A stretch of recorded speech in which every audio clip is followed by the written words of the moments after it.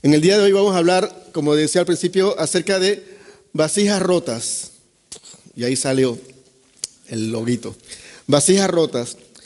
En la prédica Vasijas rotas viene a través de tres historias.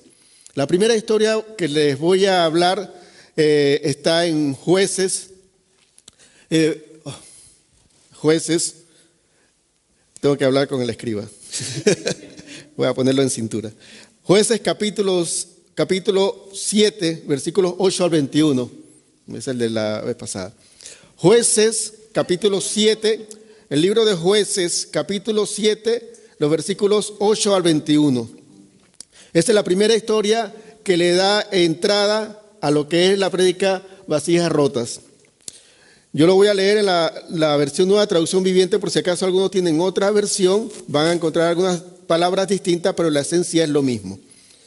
Dice de versículo 8 en adelante, bueno, esto viene, tengo que hacer el preámbulo de esto. Esto viene acerca de cuando Dios llama a Gedeón, y Gedeón estaba con las dudas, Dios le confirma su llamado, y Dios levanta en medio del pueblo donde estaba Gedeón un ejército, un grupo de personas grandes, y Dios dice, es demasiado este pueblo para que yo me glorifique en lo que yo voy a hacer. Y empezó a hacer una serie de escrutinio, de escogencias, y al final quedó Gedeón con solo 300 hombres, contra una multitud que dice, el ejército que era en contra del pueblo de Israel, era como cuando tú te pones en la orilla del mar y ves la arena, o sea, que era innumerable, o sea, no podías contar la cantidad de personas que estaban en contra del pueblo de Israel, y Dios se le ocurrió salvar al pueblo de Israel con solo 300 personas. Y cuando ya hubo la última escogencia, que al final quedaron 300 hombres, versículo 8 dice así, así que Gedeón recogió las provisiones y los cuernos de carnero de los otros guerreros y mandó a cada uno de ellos a su casa, pero se quedó con los 300 hombres. El campamento madianita estaba en el valle directamente debajo de donde se encontraba Gedeón. Esa noche el Señor le dijo a Gedeón, levántate, desciende al campamento madianita porque te he dado la victoria sobre ellos. Versículo 10, pero si tienes miedo de atacar, desciende al campamento con tu siervo Fura. Escucha lo que dicen los madianitas y cobrarás mucho ánimo. Entonces estarás ansioso por atacar. Así que Gedeón, acompañado por Fura, su siervo, descendió hasta el límite del campamento enemigo. Versículo 12. Los ejércitos de Madián, de Amalec y del pueblo del oriente se habían establecido en el valle como un enjambre de langostas. Sus camellos eran como los granos de arena a la orilla del mar, imposible de contar. Entonces Gedeón se acercó sigilosamente, justo cuando un hombre le contaba un sueño a su compañero. Tuve un sueño, dice el hombre, en el cual un pan de cebada venía rodando cuesta abajo hacia el campamento madianita. Entonces cuando golpeaba una carpa, la volteaba y la aplastaba. Y su compañero le respondió, tu sueño no puede significar otra cosa que Dios le ha dado a Gedeón, hijo de Joás, el israelita, la victoria sobre Madián y sus aliados. Cuando Gedeón oyó el sueño y la interpretación, se inclinó en adoración ante el Señor. Luego regresó al campamento israelita y gritó, levántense porque el Señor ha dado la victoria sobre las multitudes madianitas. Versículo 16, así que dividió los 300 hombres en 3 grupos y le dio a cada hombre un cuerno de carnero y una vasija de barro con una antorcha adentro. Versículo 17, después le dijo, fíjense en mí, cuando yo llegue al límite del campamento, hagan lo mismo que yo. Versículo 18, en cuanto yo y los que están conmigo toquemos los cuernos de carnero, ustedes también toquen sus cuernos alrededor de todo el campamento y griten, por el Señor y por Gedeón. Versículo 19, fue apenas pasada la medianoche después del cambio de guardia cuando Gedeón, los 100 hombres que iban con él, llegaron al límite del campamento madianita. Entonces, de un momento a otro, tocaron los cuernos de carnero y rompieron las vasijas de barro. Enseguida los 3 grupos tocaron juntos los cuernos y rompieron las vasijas. Con la mano izquierda sostenían la antorcha ardiente y en la mano derecha llevaban el cuerno y todos gritaban, una espada por el Señor y también por Gedeón. Versículo 21, y cada hombre permaneció en su puesto alrededor del campamento y observaron cómo los madianitas corrían de un lado a otro llenos de pánico y gritando mientras se daban la fuga. Lo que acabo de relatar es una estrategia que Dios usó para darle la victoria a su pueblo. Las estrategias tan raras como con Josué, no sé si recuerdan que estaba una ciudad muy fortificada, que los muros de la ciudad eran tan gruesos que cabían apartamentos, porque Rahab tenía su apartamento en el muro de la ciudad, de Jericó, que iba a decir de Jezreel, ya me equivoqué de ciudad, de Jericó. Entonces la estrategia que Dios le dio a Josué es que le dan 7 días, le dan una vuelta, cada día le dan una vuelta y el último día le dan 7 vueltas y tocan las trompetas. O sea, formas más raras que Dios usa para darnos la victoria. Y en esta parte a Gedeón le dice, tú vas a salvar al pueblo de Israel, que la multitud que iba en contra del pueblo de Israel era tan grande, pero lo vas a hacer con 300 personas, lo divides en 3 grupos y ustedes no sé si se dieron cuenta que nadie tenía espada. Uno tenía una vasija de barro con una antorcha adentro y un cuerno de carnero acá, una trompeta acá. O sea, ¿y con qué le iban a dar trompetazo? ¿Qué iban a hacer?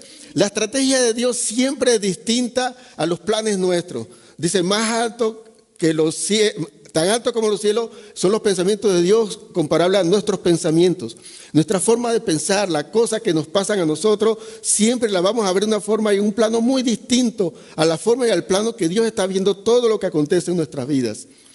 Hay 2 cosas muy importantes que yo quiero destacar. Y el versículo 16 dice, dividió a los 300 hombres en 3 grupos y le dio a cada hombre un cuerno de carnero y una vasija de barro con una antorcha adentro.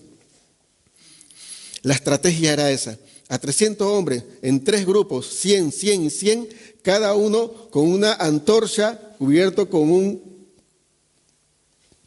cántaro, dice otra versión, con una vasija de barro y en la otra mano la trompeta. Entonces, la acción fue en el versículo 19. Entonces, de un momento al otro tocaron los cuernos de carnero y rompieron las vasijas de barro. Miren, para irnos atrás un poquito, me llama la atención de que Dios nos ama tanto, pero lo que pasa es que nosotros tenemos que prestarle atención y escucharlo en momentos de dificultad. Créanme, recuerden, ¿qué fue lo que pasó cuando llamó Dios a Gedeón? Gedeón estaba escondido y sacudiendo trigo en un lagar para esconderlo porque los madianitas se comían toda la comida que cosechaban los israelitas. Entonces, era un tiempo de temor, un tiempo de asedio, un tiempo donde el enemigo se había ensañado contra el pueblo de Israel. Quizás es un tiempo donde el enemigo se ha ensañado contra tu vida o quizás están ocurriendo cosas en tu vida que no son favorables. Y entonces cuando Dios te da la estrategia y te lleva a hablar y te lleva a decir que tú tienes la capacidad de superar las situaciones que estás pasando, Dios tiene también el cuidado de darte la afirmación, de darte la seguridad. Pero todo esto se hace necesario que podamos nosotros siempre escuchar la voz de Dios y estar en conexión con Dios. Porque si no estamos en conexión con Dios, no sabemos qué Dios está diciendo o qué nos quiere decir como señal. Dijo, mira, no sé si recuerdan lo que acabamos de leer. Dijo, por si tienes poco ánimo, ve y acércate al campamento de Madián y escucha. Y dice, y cuando escuches la señal que yo he dado de la victoria, tú vas a estar ansioso para atacar. ¿Cómo es eso de que tú vas a tener tanto valor, tanta fe, tanto coraje y tanta alegría? Porque ansioso, uno cuando está ansioso tiene algo de alegría también. Por ver el resultado de Dios en medio de la situación que está pasando. Entonces, ¿cuál era eso? Es que Gedeón tenía que acercarse con su siervo y escuchar el sueño que Dios le había dado a uno de los siervos madianitas que le contaba a su compañero. El sueño, ¿saben cuál era? ¿No? Que un pan de cebada que estaba rodando caía sobre un campamento y lo aplastaba. Los que hemos salido a campamento y todo eso sabemos que, para los que hablan alemán, Zelt, la tienda, yo estoy practicando de paso también. Las tiendas de campaña, yo quiero saber quién puede preparar una tienda de campaña en contra de un pan de cebada. O sea, que ruede un pan del Migros, de Coba, así pan, y se tumbó ya está, se me olvidó en español, ¿cómo se llama eso? La carpa, Eso es inconcebible. ¿Cómo un pan va a derribar una una carpa? ¿Cómo un pan va a derribar una carpa, un campamento? ¿Cómo lo va a derribar? Es la misma lógica de cómo 300 iban a derribar a un ejército tan grande. Entonces, la interpretación del sueño no era para el compañero que soñó, era para el que estaba espionando, ¿no? El que estaba espiando. Sí, espionando, ya esa palabra no es. Es para el que estaba espiando, es para Gedeón, porque era para el ánimo de él. Ahora, quiero darle a ustedes un dato muy importante.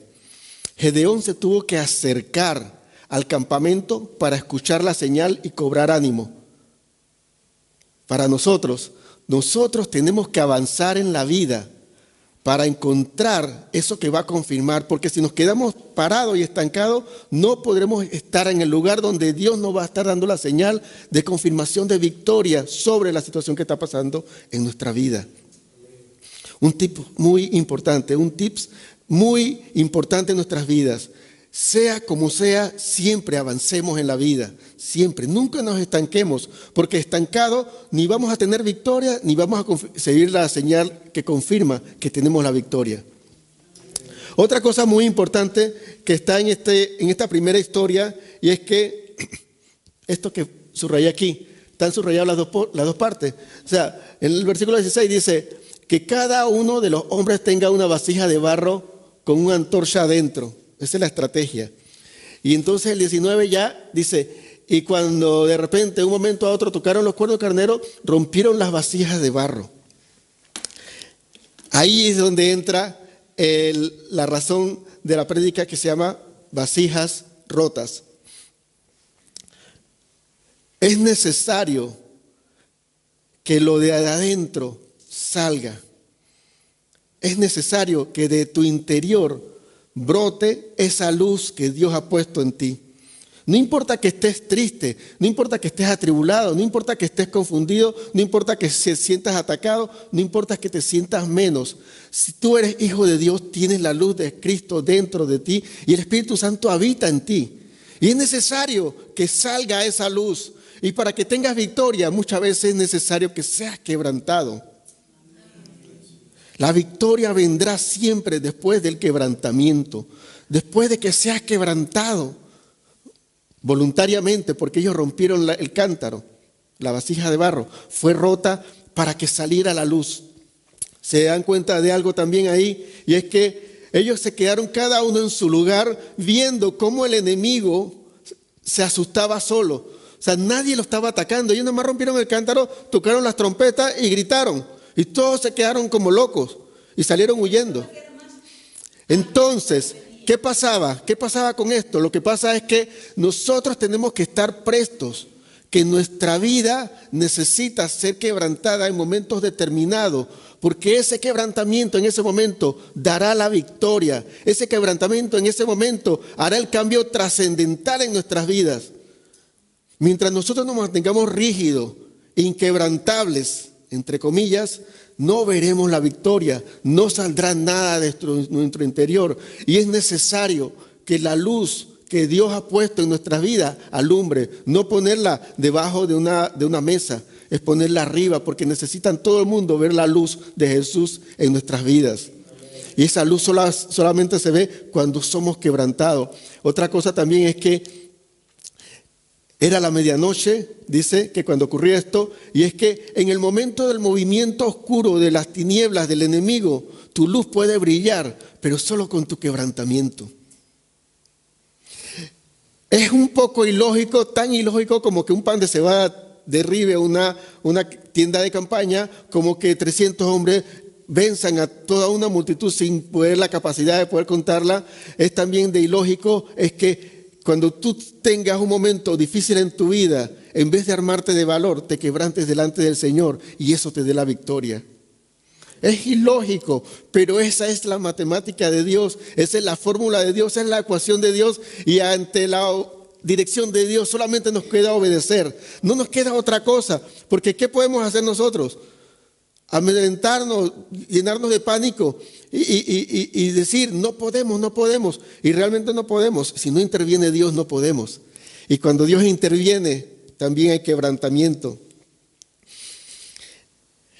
Nada más quiero dar un detalle porque aquí hay muchas mujeres y estos ejemplos me gustan darlos porque ayudan a la comprensión de la enseñanza. Y es que, ¿cómo se llama cuando un bebé viene a la vida? ¿Con una mujer qué hace? Da a luz. Es interesante que le hayan puesto ese nombre que da a luz porque la mujer también tiene que experimentar un quebrantamiento y es el momento de mayor dolor de un humano, especialmente la mujer, o los hombres no damos a la luz, ¿no? Pero una mujer al dar a luz es el momento de mayor dolor. Yo creo que uno de los dolores más grandes en la vida de una persona es que una mujer da a luz porque médicamente también se dice hay que hasta picarla para que pueda salir un bebé. Ahora, después de ese gran dolor, lo que sigue es una gran satisfacción, que la satisfacción tan grande hace olvidar el dolor. Dice que la palabra que el Señor Jesús, por lo que padeció, aprendió obediencia. Y después vio el fruto de la aflicción de su alma y quedó satisfecho. O sea, Jesús quedó satisfecho al ver que su muerte en la cruz fue por salvarte a ti y a mí. Eso es muy grande y eso es muy profundo, de verdad, y es un deseo en mi corazón fuerte de poder plasmar lo que yo siento en la vida de ustedes. ¿Qué sintió Dios, o qué sintió Jesús, al final de su muerte? De ver que nosotros que estamos en este lugar es el resultado de su muerte. Es el resultado de que se ha quebrantado. Dice en Isaías 53 que Dios quiso quebrantarlo. Dios quiso quebrantar al Hijo de Dios para que nosotros seamos salvos y tengamos sanidad y tengamos victoria. El quebrantamiento de Jesús nos da la victoria, pero es que quebrantamiento uno lo ve como algo débil, como algo como que es la desventaja de la parte, de una de las dos partes. Si hay, por decir un ejemplo, dos personas que estén discutiendo y una de las dos se quebranta o llora o se rompe en llanto, uno piensa que es el más débil. Y entonces uno hace esa lógica y decir, quebrantarme en un momento de batalla espiritual sería debilidad, pero quebrantarme delante del Señor hace salir de mi interior la luz que necesita alumbrar la oscuridad de las tinieblas que me envuelven y poder cambiar y transformar toda la seguridad del enemigo del campamento madianita en confusión y en desesperación y en seguridad en mí, porque ¿sabes qué? Yo estoy proclamando a los cuatro vientos, al Dios Todopoderoso, y estoy haciendo brillar su luz. Esa es la primera historia con Gedeón de quebrantamiento. Y la pregunta sería, la aseveración aquí, la afirmación es que necesitamos ser quebrantados para que salga su luz. La conclusión de esta primera historia es que nosotros necesitamos ser quebrantados. Muchos de nosotros huimos al dolor, muchos de nosotros huimos a la confrontación, al ponerse a cuenta, al estar en lo formal, en lo que debe ser. Muchos de nosotros le huimos al dolor, al quebrantamiento y le huimos y queremos salirnos del proceso. Pero necesitamos nosotros ser quebrantados para que salga su luz. La segunda historia está en Betania. Dice, en Betania, mientras estaba él sentado, o sea, Jesús a la mesa, en casa de Simón, llamado el leproso, llegó una mujer con un frasco de alabastro lleno de un perfume muy costoso, hecho de nardo puro. Rompió el frasco y derramó el perfume sobre la cabeza de Jesús. La primera historia era un quebrantamiento como estrategia por obediencia a la estrategia, ¿no?, de Dios que tenía, que había que romper la vasija de barro. La segunda historia es un quebrantamiento o es una ruptura de una vasija por voluntad propia. Lo curioso de esta acción con la mujer es que la mujer dice que unge a Dios. Dice la versión Reina Valera, y ungió con el perfume. Y lo normal no es ungir con perfume. Lo normal siempre es ungir con aceite. Siempre, siempre se unge con aceite. Y he registrado, no sé, a ver, quizás yo no lo he encontrado, pero registrado en la palabra está únicamente a esta mujer ungiendo con perfume. De un acto voluntario, ella ungió con perfume al Señor. Quiero sacar dos cosas muy importantes de esta acción, y es que el perfume, las características. El perfume era muy costoso y era hecho de nardo puro. El nardo puro es un perfume que venía de los montes Himalaya y que en Israel o en Jerusalén, donde estaba el Señor Jesús en ese momento, igual la mujer, no se conseguía. Era algo totalmente exclusivo, era algo totalmente valioso, no tanto de valor económico también, sino también de valor, porque a escasez de algo el valor sube. ¿Sí? Entonces, era algo muy valioso para ella. Y lo segundo, y exclusivo, y lo segundo, que era muy costoso. Bueno, lo primero, dice equivalente, en otra versión dice equivalente al salario de un año. Ok.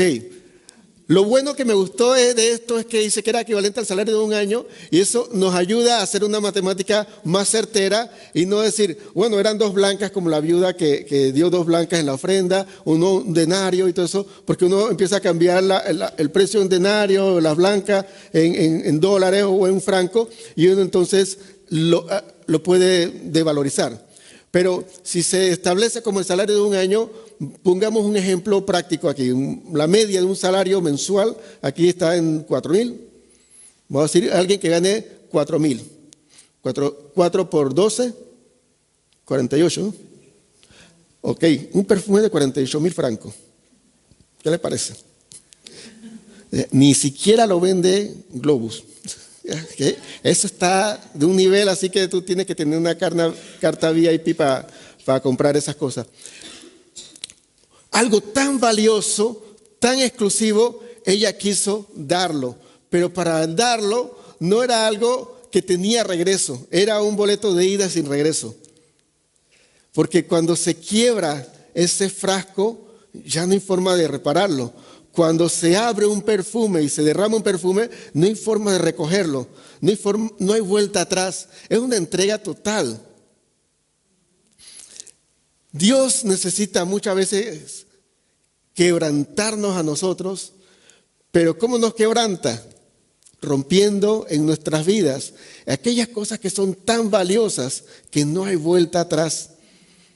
Porque no es cuestión de decir a Dios que te doy algo y después te lo recojo, después te lo doy y te lo recojo. Porque llegará un momento, y aquí la nota muy importante, llegará el momento en el trato con Dios, que Dios es tan serio en esta cosa, es que en el jueguito que tú tienes de darle y recogerlo para ti, darle y recogerlo a ti, va a llegar un momento de quebranto donde ya no va a haber vuelta atrás.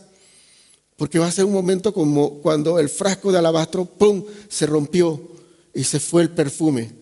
Eso valioso que tenía, eso como que sí lo doy, no lo doy, sí lo doy, no lo doy. O sea, el Señor dice, prum, lo quebranto, a menos que tú lo quieras quebrantar y decir, sí, te lo entrego totalmente y ya, no quiero saber más nada. El entregar a Dios las cosas siempre va a ser la mejor inversión, va a ser la mejor decisión y va a ser lo mejor que podemos hacer nosotros en la vida. Por mucho, por más que usted quiera y atesore algo, el entregarlo a Dios va a ser el mejor acto que usted tiene con eso que tiene. Darle, ofrendarle a Dios, regalarle, entregarse a Dios es la parte que necesitamos nosotros en el quebranto. Y ese quebranto en esta parte tiene que ser voluntario, no es una estrategia, es voluntario.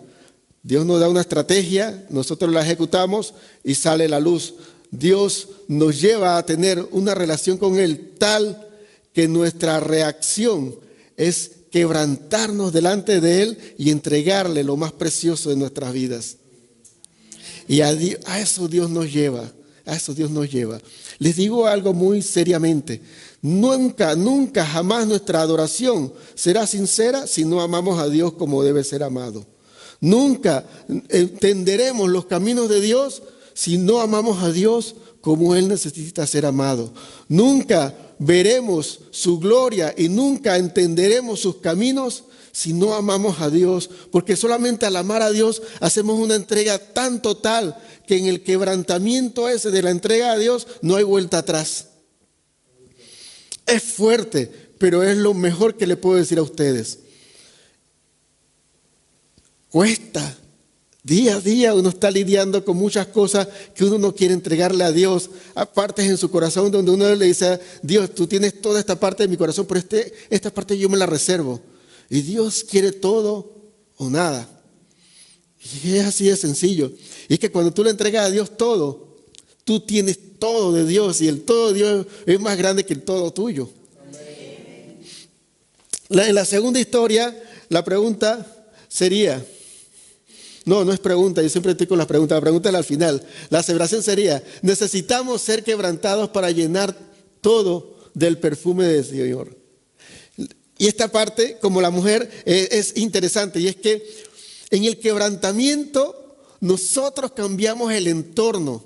Nosotros sentimos que el entorno nos agobia, las situaciones nos agobian, las personas, la situación, nuevamente vuelvo a decir, o sea, nos agobia, pero cuando nos quebrantamos, ese perfume que sale, llena la casa, dice la palabra, que el perfume llenó la casa. Cuando nosotros nos quebrantamos delante del Señor, todo lo alrededor se transforma. Eso lo sabe solamente cuando uno se quebranta de verdad, entregándole. En esta parte sí no es una estrategia para tener victoria sobre el enemigo. Es una parte de nuestra relación con Dios en adoración y en entrega. Cuando le entregamos a Dios por completo todo y nos quebrantamos y quedamos llorando y diciendo, Señor, quiero más intimidad contigo. Quiero tener una relación contigo mucho más estrecha. Quiero caminar contigo paso a paso. Que todo lo que yo haga en mi vida sea aprobado por ti y que tú puedas tener la complacencia en mí. Cuando nos quebrantamos nuestro orgullo y nuestras cosas valiosas y te la entregamos a ti sin regreso, todo el entorno se llena del perfume. Y les recuerdo que el domingo pasado estuvimos hablando en el versículo del día de que el esparcir el conocimiento, el compartir el conocimiento de Dios es como llevar un perfume agradable a todos los lugares. Y es que en el quebrantamiento que sale ese perfume, se llena la gente que está alrededor tuyo del conocimiento de Dios por tu quebranto, por tu quebranto. Y esa es una de las partes muy importantes de nuestra vida porque nunca, o sea, excepto alguno que se haya perdido en una isla, pero nosotros no vamos a vivir solos, no somos islas. Nosotros siempre vamos a estar rodeados de personas, siempre va a haber personas alrededor nuestro, siempre decisiones de algunas personas alrededor nuestro van a afectar nuestras vidas. Pero nosotros cuando nos quebrantamos delante del Señor, todas las otras cosas cambian y todo es transformado porque todo el lugar donde estamos se llena del perfume de Dios. La tercera y última historia, y ahí sigue una pregunta, habla acerca de algo muy interesante. En Jeremías 18, 1 al 6, pasaje muy conocido, quiero que lo leamos, dice, el Señor dijo a Jeremías, levántate y vete a casa del alfarero y allí te haré oír mis palabras. Y descendí a casa del alfarero y él trabajaba sobre la rueda. Y la vasija de barro que él hacía se echó a perder en su mano. Y volvió y la hizo otra vasija, según le pareció mejor hacerla. Entonces el Señor me dice, ¿no podré yo hacer de ustedes como este alfarero? Dice Jehová, porque como el barro en manos del alfarero, así son ustedes en mi mano.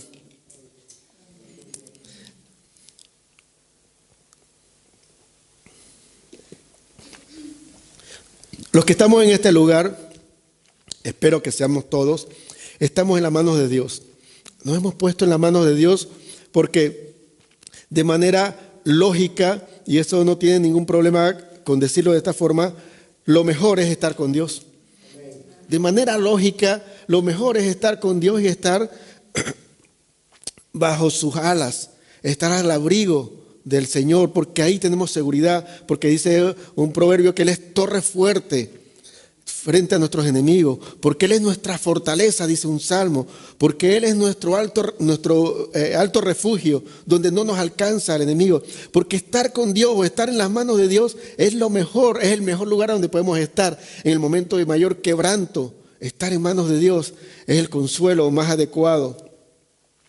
Todos nosotros estamos en manos de Dios de una manera u otra, por una razón u otra, estamos en manos de Dios, pero nosotros todos somos barro. Si recuerdan en Apocalipsis, en Génesis, el Señor nos hizo del barro, nos hizo del polvo de la tierra y nos formó y nos dio aliento de vida. Esa similitud tenemos nosotros con las vasijas. La otra similitud que tenemos con las vasijas de esta prédica es que todo en un momento o en una situación o en una circunstancia hemos estado quebrantados o estamos quebrantados.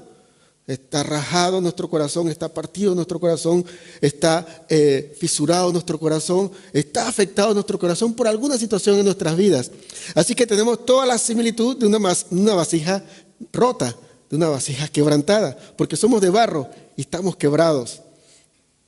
Tenemos algo que nos afecta.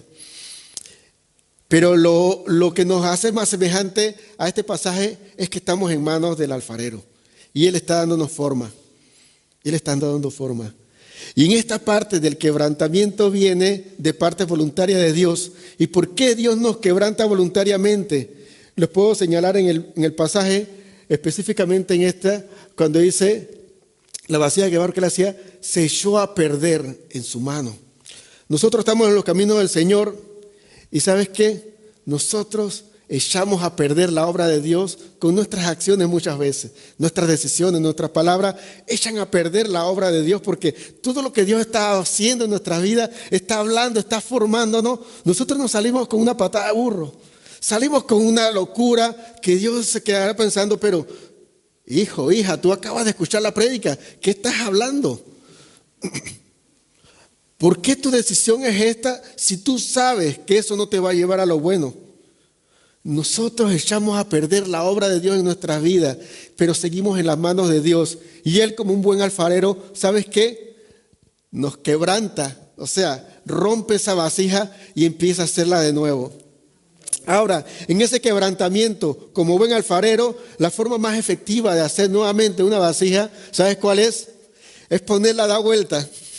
Nos pone Dios en acción, pero el otro detalle muy importante para los alfareros o los que saben de alfarería aquí saben es que el agua es prescindible, es indispensable la palabra correcta, es indispensable para que el barro pueda regresar a ser moldeable.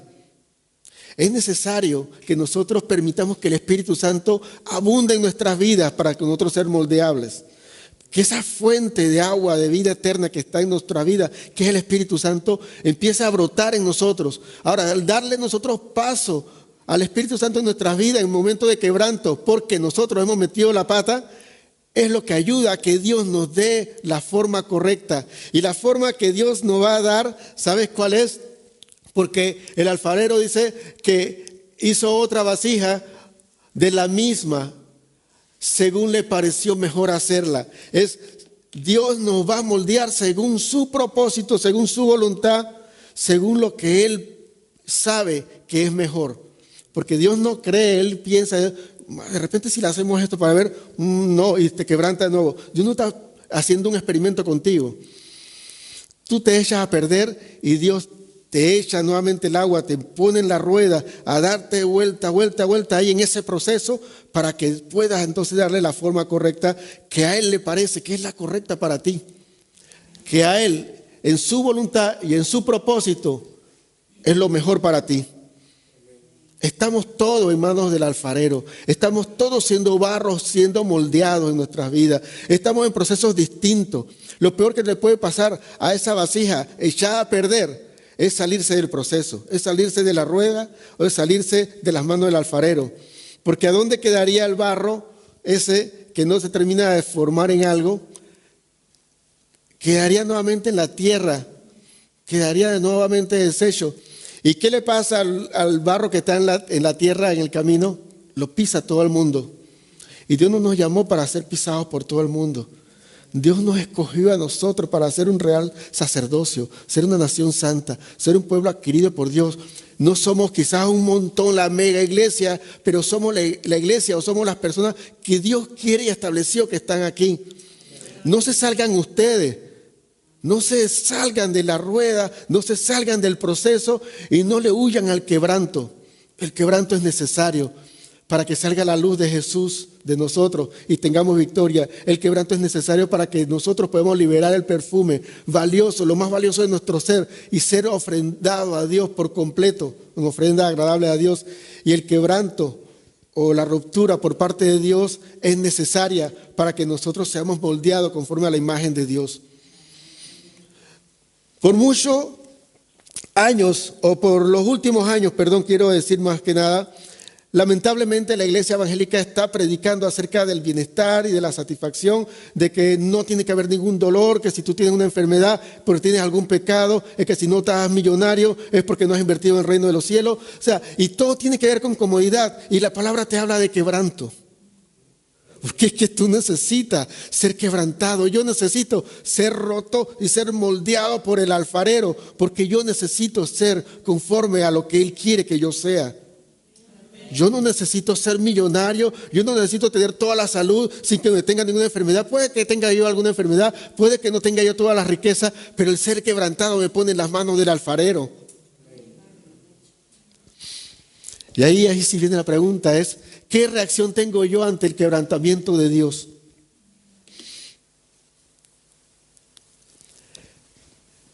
Cuando nosotros somos quebrantados porque hemos metido la pata, porque hemos cometido algún error, encima que cometimos el error, Dios nos quebranta y nos quejamos contra Dios. Y Dios nos está haciendo el favor, porque cuando nos quebranta nos va a dar nueva forma. Pero hasta el día de hoy, ¿qué reacción yo tengo cuando las cosas no van bien? ¿Qué reacción tengo yo frente a una enfermedad?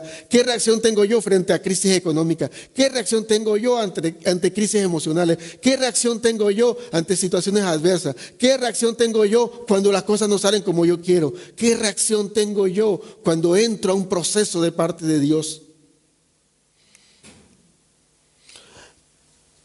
Mis palabras de ánimo a cada uno de ustedes es que lo que nos conviene a nosotros es quedar callados, aceptar la corrección de Dios y permitir ser moldeado. Que el Espíritu Santo abunde en nuestras vidas, porque solamente cuando el alfarero le echa agua, el barro puede ser mejor moldeado. Solamente cuando la rueda da vuelta y el proceso se mantiene en ejecución en nuestras vidas, Él puede darle forma a todo nuestro ser, a toda la vasija.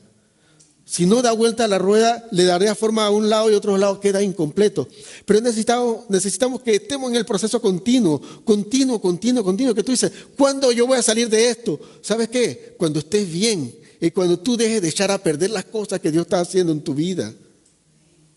Dios quiere que seamos las vasijas de honra, vasijas que Él se agrade y Él deposita en nosotros ese gran tesoro que tiene para nosotros, que dice en 1 Corintios, que lo puso en vasijas de barro, para que la excelencia del poder y de la magnificencia y la gloria sea de Él y no de nosotros. Y está bien, total, si yo porto la gloria de Dios y comparto con todos ese perfume hermoso y que en mi quebrantamiento sale su luz, está bien que yo sea una vasija de barro quebrantada, está bien que yo sea una vasija de barro moldeada por Dios. Yo les animo a que todos nosotros a partir de este momento empecemos a pensar en esto. Necesito estar en el proceso de Dios y necesito que el quebrantamiento sea parte de mi vida para que la forma de Dios, la forma que Dios quiere darme, sea en mi vida, se dé. Yo no quiero tener ninguna otra forma sino la forma que Dios me quiere dar. Yo no quiero estar íntegro, inconmovible, irrompible, cuando Dios me quiere quebrantar para que la luz que Él tiene dentro de mí alumbre, dé la victoria y ponga en evidencia todas las obras del enemigo y salga huyendo. No quiero tener yo ningún problema con quebrantar mi frasco de alabastro y que el perfume llene el lugar, porque el conocimiento de Dios, que es como un grato perfume, necesita llegar a todo el mundo, pero solo en mi quebranto podrá llegar a todo el mundo. Yo no quiero salirme de la rueda, yo no quiero salirme de las manos del alfarero, yo no quiero salirme del proceso de Dios, porque es el mejor lugar en el cual yo pueda estar para que la gloria de Dios se manifieste en mi vida, que siempre será lo más importante para mi vida entera. Vamos a orar en este momento en esa precisa y misma dirección.